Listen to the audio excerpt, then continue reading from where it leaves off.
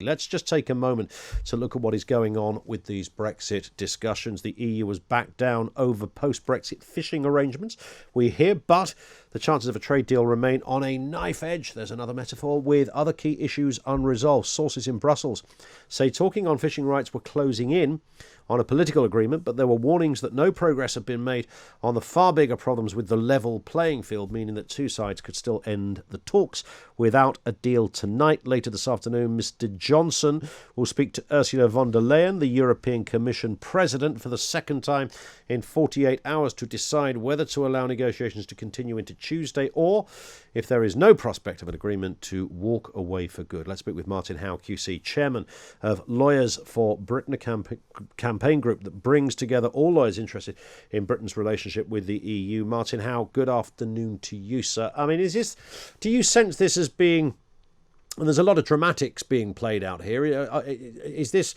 all part of the optics, as they seem to say, that we're meant to be watching like a soap opera right down to the wire, the knife edge, the cul-de-sac, the last roll of the dice? Are they playing this one out? I think not. I think it's serious. I mean, there's serious disagreements. The point is that I think it's the same basic problem, frankly, that this country had when we first joined the common market, which became the European Union. As far as we were concerned, it was about trade, and we wanted it for trade.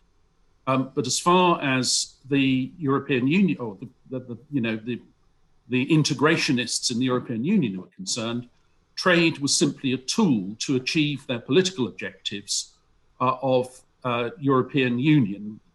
And the problem is, even though we've left and are negotiating a post-exit trade agreement, the same problem is there.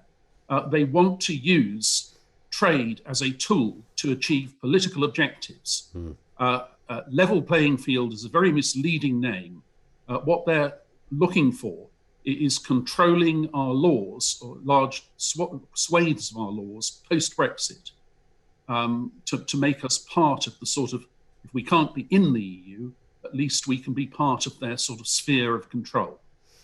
I keep waiting for someone to educate me, Martin, in case there's something I've missed here. But, the last time I looked, even the issue of fishing, I mean, the fact that it's even an issue, I think lots of people would say, well, how do we arrive in a place where a country is being asked to dilute the control of its own waters? We wouldn't ask such a thing of Japan or Canada in that kind of way. Well, indeed. I mean, that's quite extraordinary. And you're right to compare it with Japan or Canada. For example, the European Union has trade agreements with a lot of countries, including with Canada. That has clauses in it about fishing, but they're nothing like the kind of thing the European Union is demanding of us, access into our fishing waters. The clauses in the Canada EU agreement are simply allowing trade in fish, cooperation on policing the fishing waters, possibly, and recognizing each other's fish inspection regimes, that, the fish will be sound and not rotten if they're properly inspected. Those are the type of provisions on fishing that you see in trade agreements. And the European Union is asking for something quite different. Effectively, as a condition of a trade deal, they want to take away permanently, or now it's come down for 10 years or whatever, a chunk of British maritime property, our fishing waters. And in terms of the wider issue, I mean, we began by talking there, Matthew, about Martin, about the level playing field. I mean, what do they mean by that? I mean, because one of the problems as I see this, and again, I think you kind of touched on it, we're trying to carve out a business deal.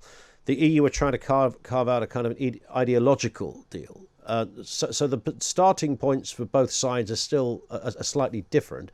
Hence their obsession with level playing field. Would that make sense?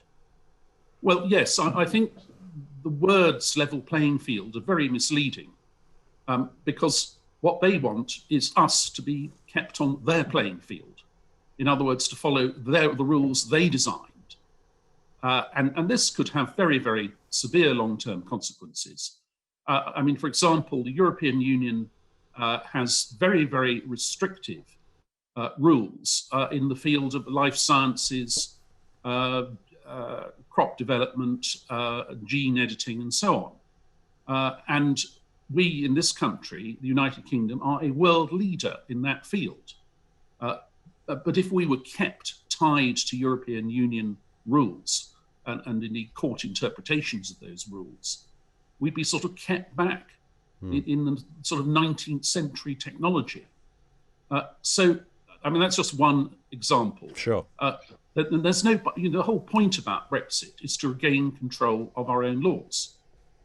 If you don't do that, why leave, no longer have a vote, but still have the rules controlled by them? It makes no sense at all. Do you think part of what is being played out by the EU negotiators is very much they're sort of putting a firework up the trouser leg of any other country that might consider doing something similar, like have the audacity to exercise a democratic result of a democratic vote and carry through on the promise of leaving? Is that part of it, do you think? They're trying to make this as deliberately tricky as they can. I'm sure that's part of the motivation, and indeed it's been expressed from time to time that, if there are consequences, they say, in the same way as the mafia protection man coming round, if you decide to leave.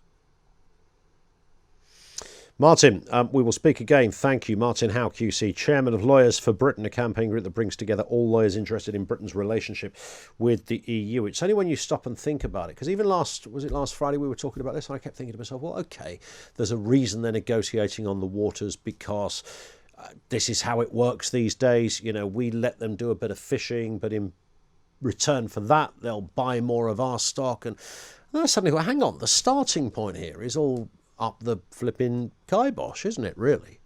The starting point for this is we have voted to leave the EU. It doesn't matter whether you like it or not. We have voted to leave the EU. Therefore, the starting point should be we control the waters. I don't even understand how that's a point of negotiation. 03444991000. We'll take some comment on that. We'll move back to the Millwall story in a few moments as well. You're listening to Ian Collins on Talk Radio. It's 1:30 and the news headlines with Anna Russell. Talk Radio.